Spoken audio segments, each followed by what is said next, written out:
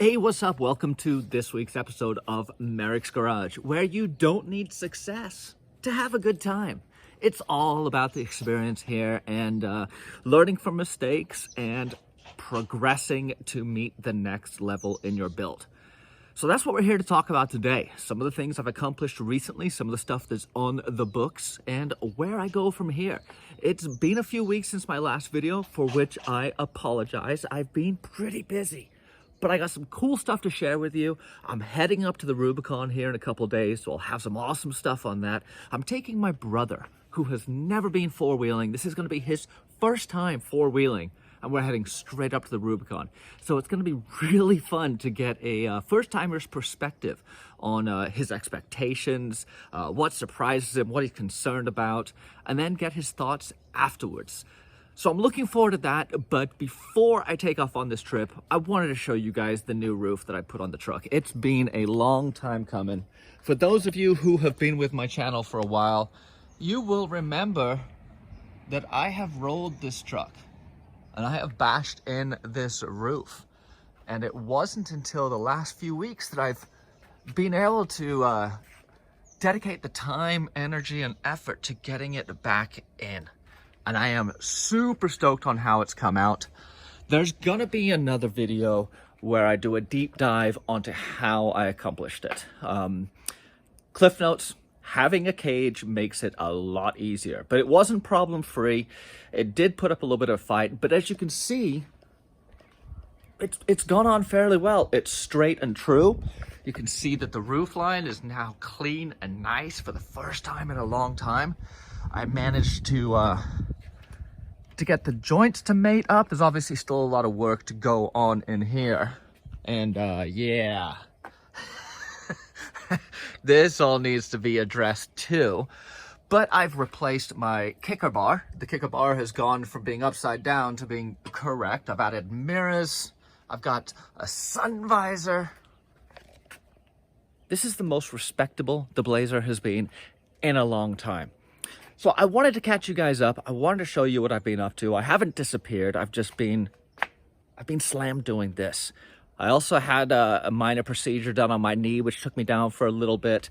And getting ready for the Rubicon trip is always an exercise in making sure that your truck is dialed and running the way it should, because you do not want to be that guy when you're out on the trail.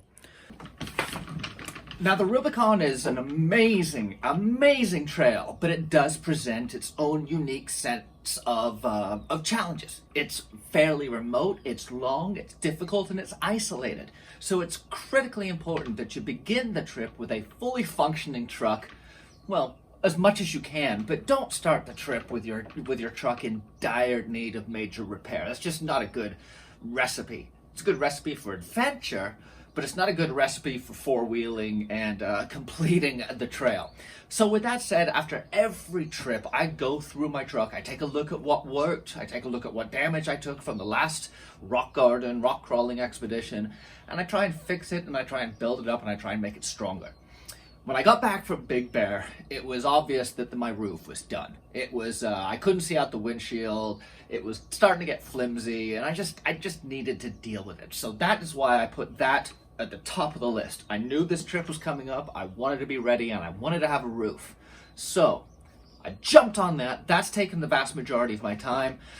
But fortunately, my truck was running pretty good before that, so I haven't had to do a whole lot of tweaking. I've checked my fluids, I've checked all the bolts, I've made sure everything's tight, and I've replaced some brake parts and things like that. But my biggest objective right now is being prepared with the stuff I take. I want to have tools, I want to have parts, I want to have camping equipment, I want to have clothing. I want to be self-sufficient. I don't want to rely on anyone else. If I screw up and my adventure becomes a fiasco, I want that on me and not impacting other people who have to come to my assistance. So let's go through some of these boxes. I'll show you what's in here, give you a quick breakdown of what goes in the truck and how it goes in there. And then we'll talk about what to expect on the Rubicon itself, because it is an awesome trail. I've done it quite a few times. I can't wait to get back up there. A constant evolving project is the storage in my truck. With the addition of the fuel hatch back here, Storing equipment back here and having to remove it when I add fuel makes it a little bit challenging. So I'm trying to move everything out of the back into the front up here. With it all up in the front, I do free up the back, I balance out the weight distribution, I make things easier to access. And with these Milwaukee boxes and the pack out mount that I've now got on the floor, everything is accessible, everything is tied down, everything is tight and neat. In this top box, you guys have seen a lot of this stuff before. This is all my recovery gear. So I've got airlines, I've got snatch blocks, I've got stuff for taking air pressure down. I've also got the Milwaukee pack out radio. And then this is my pack out of small parts and nuts and bolts and various hand tools.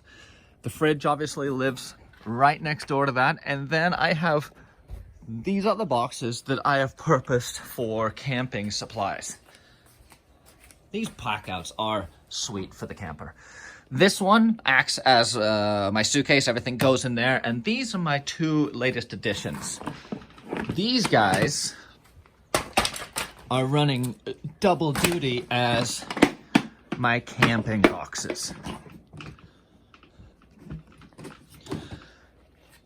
So in here, I'm gonna have my stove, I'm gonna have fire starter, hammock, shelter, utensils, all that kind of stuff. The great thing about these guys is they just click together, they seal up.